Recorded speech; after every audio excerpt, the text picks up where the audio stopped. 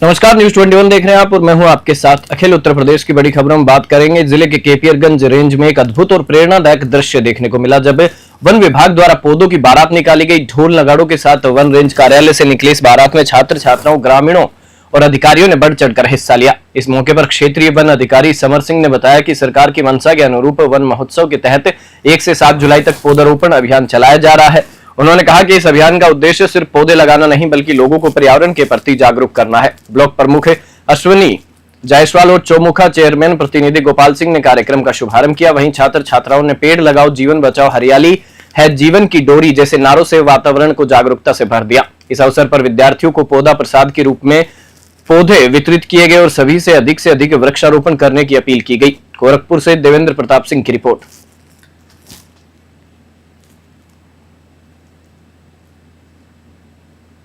जिले की शिकारपुर तहसील में शनिवार को संपूर्ण समाधान दिवस का आयोजन किया गया, जिसकी अध्यक्षता डीएम श्रुति और एसएसपी ने की। कार्यक्रम में फरियादियों की लंबी कतारें देखने को मिली, जहां लोग अपनी अपनी समस्याएं लेकर डीएम के समक्ष पहुंचे। डीएम श्रुति ने एक एक कर सभी फरियादियों की बातें सुनी और संबंधित विभागों के अधिकारियों को आवश्यक दिशा निर्देश दिए। वहीं एसएसपी की मौजूदगी में सुरक्षा और कानून व्यवस्था से जुड़ी शिकायतों पर भी तत्काल कार्रवाई सुनिश्चित की गई।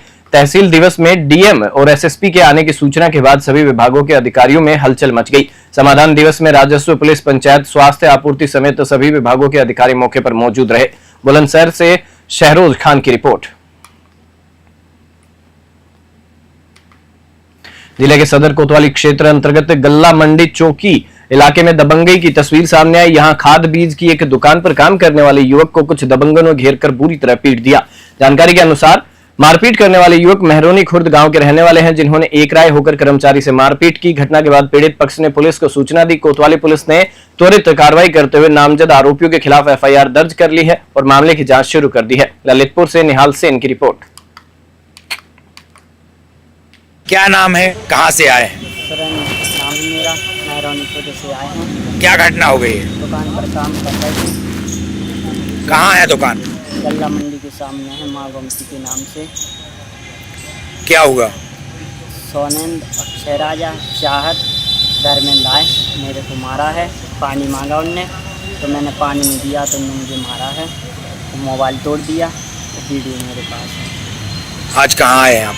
आज कोतवाली में प्रार्थना पत्र दे दिया है? दे दिया सर। क्या चाहते हैं? कोई चाहते हैं हापुड़ में उस वक्त हड़कंप मच गया जब नगर कोतवाली क्षेत्र के दिल्ली रोड स्थित रामलीला मैदान के पास एक नाले में युवक का शव पड़ा मिला। स्थानीय लोगों की सूचना पर पहुंची पुलिस ने शव को नाले से बाहर निकलवाया। शुरुआती जांच में आशंका जताई जा रही है कि युवक शराब के नशे में नाले में गिर गया, जिससे उसकी मृत्यु हो गई। फिलहाल पुलिस ने शव को कब्जे में लेकर पोस्टमार्टम के लिए भेज दिया है और मामले की जांच में जुट गई है। मामले को लेकर इलाके में दहशत का माहौल है और पुलिस अब शव की शिनाख्त करने का प्रयास कर रही है। हापुड़ से मोनिस खान की रिपोर्ट।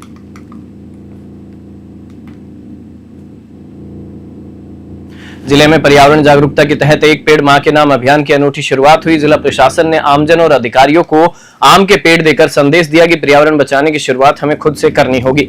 जिला अधिकारी और पुलिस अधीक्षक ने जिले की तीनों तहसीलों में आम के पौधे वितरित किए और लोगों से आग्रह किया कि वे एक पेड़ अपनी मां के नाम पर जरूर लगाएं। डीएफओ हेमंत सेठ ने मीडिया प्रतिनिधियों को भी एक एक पौधा देकर इस मुहिम से जुड़ने की अपील की। अधिकारियों की मौजूदगी में तहसील परिसरों में पौधे वितरित किए गए। कन्नौज से जगदीश सिंह की रिपोर्ट। जनपद के उतरौला तहसील क्षेत्र में धर्मांतरण के बड़े नेटवर्क का भंडाफोड़ हुआ है। झाड़ फूक की आड़ में वर्षों से कथित तौर पर धर्म परिवर्तन करा रहे जलालुद्दीन शाह उर्फ छांगूर बाबा को एटीएस ने गिरफ्तार कर लखनऊ न्यायालय में पेश किया है।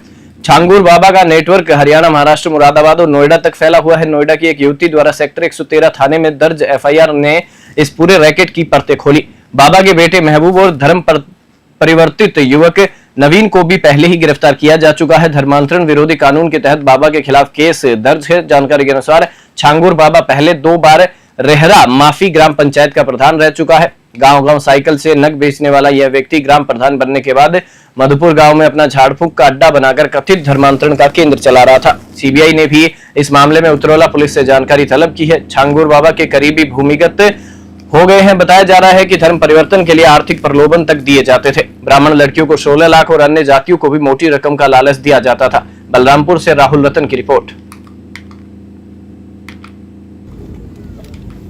आज ये आपका उतरौला में दौरा है और धर्मांतरण के मुद्दे को लेकर जो है क्या है मामला? देखिए, विश्व हिंदू रक्षा परिषद को यह जानकारी प्राप्त हुई कि यह व्यक्ति फकीर था, ये छांगुर पीर, जो फकीरी कर करके अपना जीविकोपार्जन करता था। ये पुरानी बातें हैं जो हमें हमारे संज्ञान में आया, हमारे लोगों ने कहा। तो मोदी योगी के राज में इस टाइप का तो कोई अब कर नहीं सकता।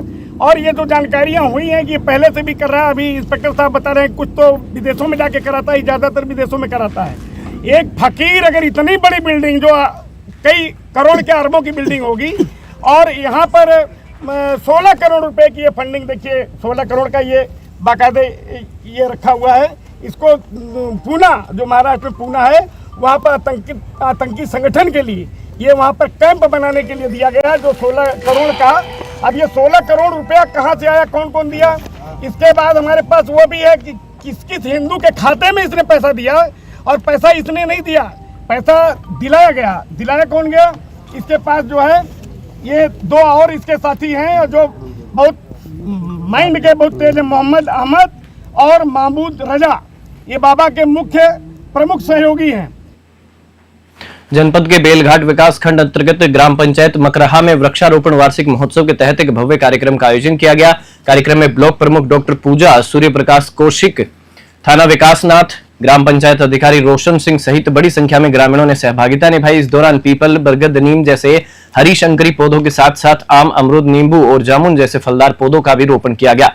डॉक्टर पूजा ने हर व्यक्ति हर गांव एक वृक्ष का संदेश देते हुए वृक्षों के धार्मिक और वैज्ञानिक महत्व को रेखांकित किया। उन्होंने कहा कि इन पौधों से न सिर्फ वातावरण शुद्ध होता है बल्कि जीवनदायिनी ऑक्सीजन भी मिलती है। इस अवसर पर ग्रामीणों ने पर्यावरण संरक्षण की शपथ ली और लगाए गए पौधों की देखभाल का वादा किया।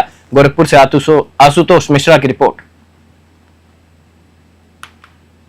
से मैं आप सभी लोगों को, आपके जितने भी दर्शक हैं, सबको प्रणाम करती हूँ। और जुलाई का महीना बहुत ही शुभ माना जाता है, खासकर वृक्षारोपण के लिए। यह बहुत ही जीवनदायी समय होता है क्योंकि बरसात का समय ही होता है, जिसमें बहुत सारे पेड़ पौधे जो है लगाए जा रहे हैं। जगह जगह पर इनकी जो है संरक्षण और इन सब की योजना बनाई जा रही है, व्यक्तिगत तौर पर भी और पंचायतों के द्वारा, ग्राम पंचायतों के द्वारा, क्षेत्र पंचायतों के द्वारा लगातार बेलघाट में जो है पेड़ों के जो है लगातार लगाए जा रहे हैं, वृक्षारोपण चल रहा है। यह बहुत ही ज़्यादा आवश्यक है क्योंकि पेड़ ही है तो जीवन है। पेड़ ही हमारे जीवन को आगे चलाने के लिए बहुत ज़्यादा आवश्यक है। अगर रहेंगे तो इस धरती पर रहना मुश्किल हो जाएगा। और यह बहुत ज़्यादा आवश्यक है कि जिस प्रकार से हम पेड़ों की, वनों की कटाई करके कंक्रीट का जंगल जो है लगाया जा रहा है, हर जगह घर बन रहे हैं, तो यह हमारे ऊपर जिम्मेदारी है अपनी आने वाली पीढ़ियों को संवारने के लिए। ये बहुत ज़्यादा कि यह पीढ़ी सचेत होकर हम जितने भी ज़्यादा से ज़्यादा वृक्षारोपण कर सकते हैं उतना करें। सिकंदराबाद थाना क्षेत्र में देर रात पुलिस और लुटेरों के बीच मुठभेड़ हो गई। हाईवे पर 3 बदमाशों को घेरने के प्रयास में पुलिस के जवाबी फायरिंग में कुख्यात लुटेरा अब्दुल घायल हो गया। मौके से उसके 2 साथी राशिद और अल्ताफ को भी दबोच लिया गया। तीनों अपराधी दिल्ली एनसीआर में दर्जनों लूट की घटनाओं में वांछित थे। पुलिस ने इनके कब्जे से लूटे गए आभूषण, 37,000 रुपए नगद, 3 तमंचे, 2 बिना नंबर की बाइक और करीब 5 किलो तांबे का तार बरामद किया है। पुलिस के अनुसार अब्दुल के खिलाफ अकेले 17 गंभीर आपराधिक मुकदमे दर्ज हैं। वहीं उसका नाम गैंगस्टर एक्ट में भी शामिल है। बाकी 2 बदमाशों पर भी बुलंदशहर, गाजियाबाद, हापुड़ और मेरठ जैसे जिलों में लूट और अपराध के कई केस दर्ज है। बुलंदशहर से शहरोज खान की रिपोर्ट। 5 जुलाई 2025 को थाना सिकंदराबाद पुलिस द्वारा दादरी रोड पे सिरोधन कट के पास चेकिंग की जा रही थी। चेकिंग के दौरान जब 2 बाइकों को रुकने का इशारा किया गया तो उनके द्वारा संतपुरा नहर की तरफ भागने का प्रयास किया गया। संतपुरा नहर पे भी जब उन्हें चेकिंग के लिए रोका गया तो संतपुरा नहर की पटरी पे भागने लगे तथा उनके द्वारा पुलिस के ऊपर फायरिंग भी की गई। आत्मरक्षात्मक कार्रवाई में एक बदमाश के पैर में गोली लगी है तथा 2 बदमाशों को साथ में गिरफ्तार किया गया है। इनके पास से घटना में प्रयुक्त 2 मोटरसाइकिल जो ये कई अपराधों में अपने साथ यूज़ कर चुके हैं तथा 3 तमंचे, 2 खोखा कारतूस तथा 3 जिंदा कारतूस बरामद किए गए। साथ ही साथ इनके पास से तलाशी में पीली और सफ़ेद धातु के कुछ आभूषण लगभग 37,000 रुपये भी बरामद किए गए हैं तथा मोटर चोरी करने के लिए जो तार प्रयुक्त होता है तथा जो काटने के लिए जो मशीन होती है उसको भी बरामद किया गया। रील और सोशल मीडिया की सनक एक बार फिर खतरनाक रूप में सामने आई है। यहाँ एक युवक जो खुद को बरेली का क्रिश बताता है, ऋतिक रोशन की फिल्मी ड्रेस पहनकर रेलवे ट्रैक, पुल और मुख्य सड़कों पर स्टंट करता दिखाई दे रहा है। वायरल हो रहे वीडियो में युवक तेज रफ्तार ट्रेनों के पास दौड़ लगाता है, ब्रिज पर बैलेंसिंग करता है और सड़कों पर ट्रैफिक के बीच खतरनाक पोज देता है। हैरानी की बात यह है कि इस पूरे घटनाक्रम के दौरान न तो किसी रेलवे कर्मचारी ने रोका, न ही स्थानीय प्रशासन ने कोई कार्रवाई की। इस तरह का गैर कानूनी और जानलेवा स्टंट न केवल खुद उस युवक की जान के लिए खतरा है, बल्कि राहगीरों और यात्रियों के लिए भी गंभीर जोखिम बन सकता है। बरेली से पवन कुमार की रिपोर्ट। भोगनीपुर कोतवाली क्षेत्र के अमरोदा इलाके में पुलिस और लुटेरों के बीच मुठभेड़ हो गई। मुखबिर की सूचना पर जब पुलिस ने लुटेरों की घेराबंदी की तो खुद को घिरता देख बदमाशों ने फायरिंग शुरू कर दी। इस हमले में एक कांस्टेबल के हाथ में गोली लग गई। जवाबी कार्रवाई में पुलिस ने भी फायरिंग की, जिसमें दोनों लुटेरों के पैरों में गोली लगी। पुलिस ने दोनों को घायल अवस्था में गिरफ्तार कर अस्पताल में भर्ती कराया है। वहीं घायल कांस्टेबल को भी तुरंत इलाज के लिए हॉस्पिटल भेजा गया। पुलिस अधीक्षक के अनुसार लुटेरों के पास से 2 अवैध तमंचे, लूटे गए जेवरात और नकदी बरामद हुई है। वही लुटेरे हैं जिन्होंने 48 घंटे पहले एक सराफा व्यापारी की आंखों में मिर्च डालकर दुकान बंद करते समय लूटपाट की थी। पुलिस की त्वरित कार्रवाई से न सिर्फ लूटकांड का पर्दाफाश हुआ है, बल्कि इलाके में कानून व्यवस्था को लेकर लोगों में भरोसा भी बढ़ा है। कानपुर देहात से शुभ त्रिवेदी की रिपोर्ट।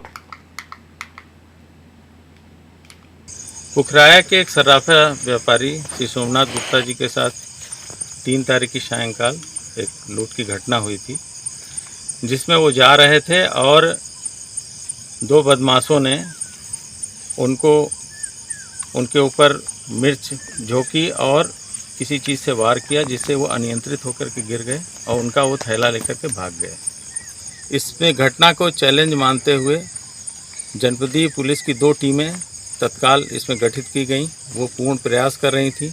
आज मुखबिर से सूचना मिली कि अमरोथा के पास वो घटना जो लूट की कारित हुई थी उसके बदमाश जा रहे हैं। इस पर पुलिस टीम तत्काल उनको घेर ली।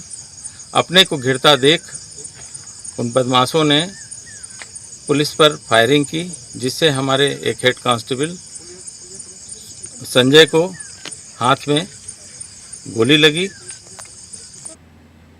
जिले से एक दर्दनाक हादसे की खबर सामने आई है। थाना रुपईडीहा क्षेत्र में 2 मासूम बच्चे खेलते समय पुराने जर्जर मकान के छज्जे की चपेट में आ गए। छज्जा अचानक भरभराकर गिरा और बच्चे उसके नीचे दब गए।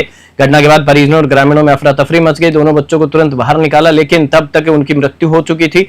मासूमों की मौत की खबर मिलते ही गांव में मातम पसर गया और परिवार में कोहराम मच गया। सूचना मिलते ही प्रशासन की टीम मौके पर पहुंची। तहसीलदार और लेखपाल ने घटनास्थल का निरीक्षण किया और आगे की कार्रवाई में जुट गए हैं। प्रशासन ने पूरे मामले की जांच के निर्देश दिए हैं ताकि भविष्य में इस तरह की घटनाएं रोकी जा सके। बहराइच से राहुल वर्मा की रिपोर्ट।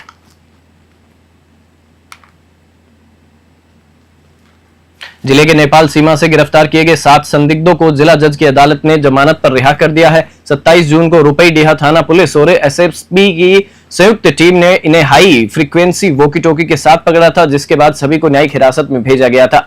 बताया जा रहा है कि ये सभी पुणे में कैटरिंग का काम करते हैं और किसी निजी आयोजन से लौट रहे थे। अभियुक्तों के अधिवक्ता दिनेश जायसवाल ने दावा किया कि उनके मुवक्किलों को साजिश के तहत झूठे मुकदमे में फंसाया गया है। उन्होंने कहा कि पुलिस ने फर्जी एफआईआर दर्ज की है और अब वे इस मामले में मानहानि का केस दर्ज कराएंगे। कोर्ट से राहत मिलने के बाद सभी 7 को जमानत पर रिहा कर दिया गया। बहराइच से राहुल वर्मा की रिपोर्ट। दिनांक 27/6/2025 को 7 लोग नेपाल घूमने गए थे और वापसी के समय वहाँ स्थानीय थाना की पुलिस के द्वारा उनकी चेकिंग के नाम पे कुछ उनसे विवाद हो गया और कुछ अवैध तरीके से उनसे वो मांग करने लगे, जिसको पूरा नहीं किया। तो उन्होंने सुरक्षा बलों की मदद से इनको थाने पर लेकर के आए और एक फर्जी रिकवरी दिखा करके इनके पास के आरटी सेट बरामद हुआ है, गलत बरामदगी दिखा करके इनको जेल भेज दिया। जो इनके ऊपर धाराएं लगाई गई थी वो 7 वर्ष से कम सजा वाली धाराएं थी। ऐसे मामलों में माननीय सर्वोच्च न्यायालय का स्पष्ट दिशा निर्देश है कि अगर कोई व्यक्ति ऐसे मामले में अगर वांछित है या किसी को पकड़ा जाता है जिसमें 7 साल से कम की सजा है, तो उसकी गिरफ्तारी में नरमी बरती जाएगी और बहुत सारे उसमें नियम कायदे हैं जिसका इन लोगों ने उल्लंघन किया और सरासर निर्दोष लोगों को मुलजिम बना करके इन्होंने जेल भेज दिया। मेडिकल कॉलेज में शनिवार को उस वक्त हड़कंप मच गया जब अस्पताल परिसर जंग का मैदान बन गया। कोतवाली नगर थाना क्षेत्र के अंतर्गत स्थित इस मेडिकल कॉलेज में आपसी विवाद को लेकर 2 पक्षों में जमकर लात घूसे, मुक्के और ईंटें चली। जानकारी के अनुसार दोनों पक्ष आपस में जीजा साले हैं और किसी घरेलू विवाद को लेकर कहासुनी मारपीट में बदल गई। मारपीट इतनी बढ़ गई कि दोनों पक्षों में से 2 युवकों के सिर फट गए। मौके पर मौजूद लोगों ने तत्काल अस्पताल चौकी पुलिस को सूचना दी। मौके पर पहुंची पुलिस ने स्थिति को काबू में किया और घायलों को इलाज के लिए भर्ती कराया।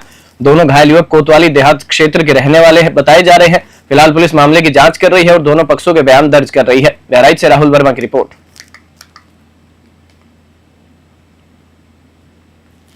जिले में समाजवादी पार्टी ने सरकारी स्कूलों के मर्ज यानी विलय के खिलाफ जोरदार विरोध प्रदर्शन किया। पार्टी नेताओं और कार्यकर्ताओं ने जिला अधिकारी कार्यालय का घेराव कर स्कूल बंद करने की योजना को शिक्षा विरोधी करार दिया। प्रदर्शनकारियों का कहना था कि स्कूलों को बंद करना न केवल ग्रामीण बच्चों के भविष्य से खिलवाड़ है, बल्कि यह संविधान के अनुच्छेद 21A और शिक्षा के अधिकार अधिनियम 2009 का भी उल्लंघन है। समाजवादी पार्टी का आरोप है कि सरकार निजीकरण को बढ़ावा देने के लिए सुनियोजित तरीके से सरकारी विद्यालयों को कमजोर कर रही है और अब उन्हें एक एक कर बंद किया जा रहा है। ज्ञापन में कहा गया कि विद्यालयों की स्थापना छात्र संख्या नहीं बल्कि हर बच्चे तक शिक्षा पहुंचाने के मकसद से की गई थी। अब अधिकारियों पर सरकार की तरफ से स्कूल बंद करने के लिए दबाव डाला जा रहा है, जो बेहद चिंताजनक है। बस्ती से दिलीप पांडे की रिपोर्ट।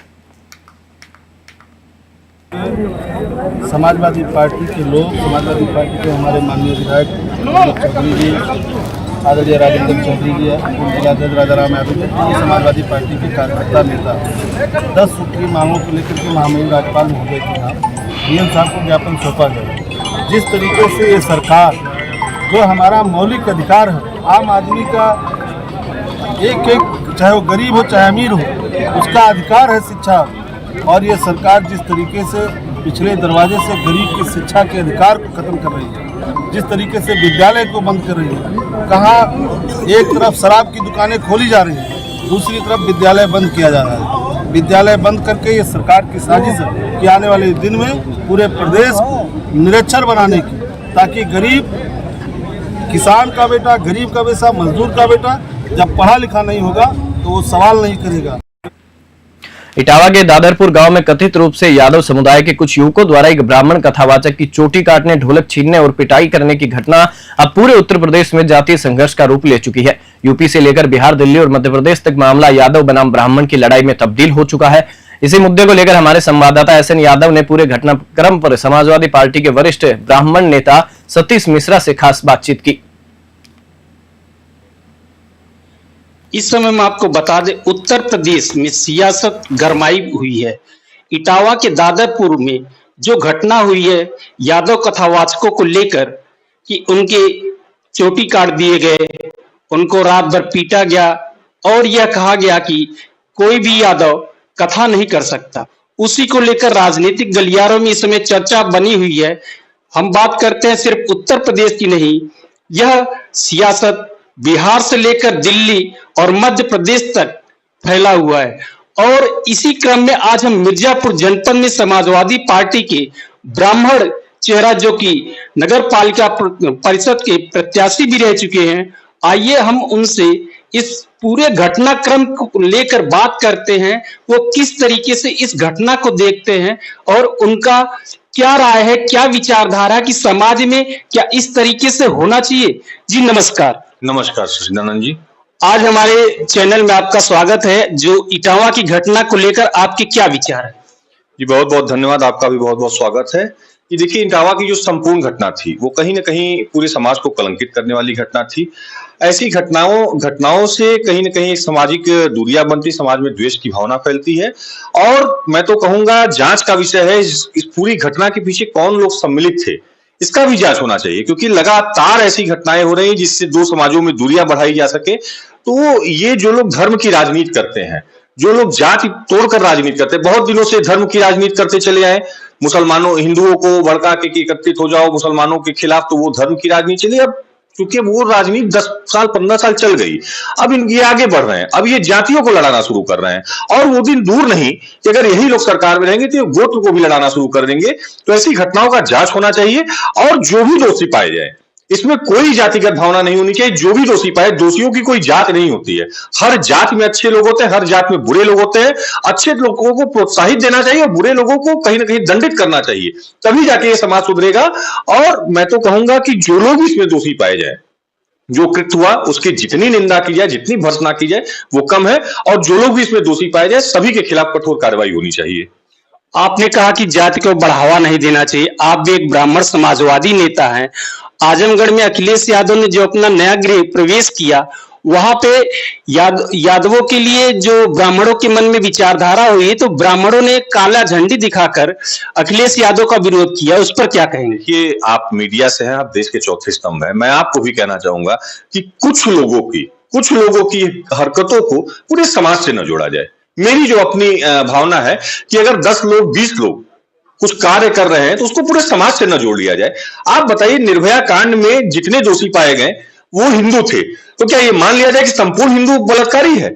ऐसा तो नहीं हो सकता है। तो कुछ जात के कुछ बुरे लोग अगर इस तरीके से कृत्य करते हैं, किसी नेता को झंडा दिखाते हैं, तो उसको आप ये भी देखिए ना कि उन लोगों को जो 10-20 लोगों ने झंडा दिखाया वो किस बैकग्राउंड से आते हैं, वो किस पार्टी के बैकग्राउंड से आते हैं। उसको आपने जातिगत दृष्टिकोण से देखा कि वो ब्राह्मण जाति से आते हैं, तो जरूरी नहीं कि वो ब्राह्मण जाति से आते हैं तो भाजपाई नहीं होंगे, वो भाजपाई बैकग्राउंड से थे।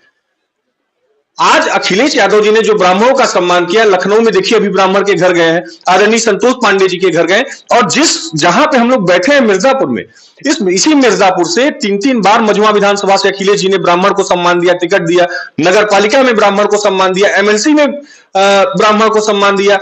अभी हमारा जो कमिश्नरी मंडल होता है जिसमें 3 जिले आते हैं, मिर्जापुर, भदोही और सोनभद्र, वहां से एकमात्र समाजवादी पार्टी थी जिसने अखिलेश यादव जी ने ललितेश जी को टिकट दिया, और किसी पार्टी ने किसी ब्राह्मण को टिकट नहीं दिया। तो अखिलेश जी ब्राह्मणों का सम्मान करते हैं और हम ब्राह्मण वर्ग के लोग अखिलेश जी का सम्मान करते हैं। तो ये बरसों पुराना रिश्ता है, ये कृष्ण और सुदामा का रिश्ता है, और ये रिश्ता अनवरत चलता रहेगा। इसमें लोग जो फूट डालने वाले लोग हैं, जो जातिगत दृष्टिकोण से फूट डालना चाहते हैं, वो कभी अपने मनसे में सफल नहीं होंगे। और आप देखिएगा कि यही ब्राह्मण समुदाय पूरी तरीके से 2027 में आदरणीय अखिलेश यादव जी का सहयोग करेगा और उनको मुख्यमंत्री बनाएगा। अच्छा सतीश जी, ये बताइएगा कि आप समाज में पूरी तरीके से प्रखर रहते हैं। हमेशा हमने देखा है कि समाजवादी पार्टी में रहे हो या उसके पहले रहे, समाज में आपका योगदान चढ़ बढ़ के रहता है। तो एक ब्राह्मण छवि होने के कारण आप अपना ये राय बताइए, क्या कथावाचक सिर्फ ब्राह्मण ही हो सकता है कि और कोई गैर ब्राह्मण हो सकता है? जी देखिए, मैं तो इस विषय का बहुत जानकार नहीं हूं, लेकिन हाँ, जहां तक मेरी जानकारी है कि हम लोग मानते हैं कि जन्म से तो ब्राह्मण जो है सो है, लेकिन कर्म से जो जिसका जैसा कर्म रहेगा वो कर्म से ब्राह्मण होता है। आप बताइए, मिर्जापुर में स्वामी अरगड़ानंद जी हैं, क्या वो ब्राह्मण है? वो गैर ब्राह्मण है, लेकिन फिर भी हम लोग उनका सम्मान करते हैं। और उनके चले जाइए उनके उसपे आश्रम पे, कितने ब्राह्मण उनका सम्मान करते हैं। तमाम ऐसे ब्राह्मण गैर ब्राह्मण कथावाचक रहे हैं जिनका ब्राह्मणों ने कथा कराया है। तो ऐसा कुछ नहीं, भी मुरारी बापू का इतना बड़ा कथा हुआ, मुरारी बापू तो ब्राह्मण नहीं, वो भी गैर ब्राह्मण है। तो ये देखिए, ये इस तरीके से इसको जातिगत दृष्टिकोण देकर ये कहीं ना कहीं वर्तमान में जब से भारतीय जनता पार्टी की सरकार आई है, पहले इन्होंने 2014 से लेकर 24 तक धर्म के नाम पे लोगों को लड़ाया, और 2024 में जब धर्म वाली राजनीति बहुत सफल नहीं हुई, रिजल्ट बहुत अच्छा नहीं आया, तो बहुत सोची समझी साजिश के तहत ब्राह्मणों को यादवों से, यादवों को ठाकुर। बुलेटिन में फिलहाल इतना ही। आप देखते रहिए News 21।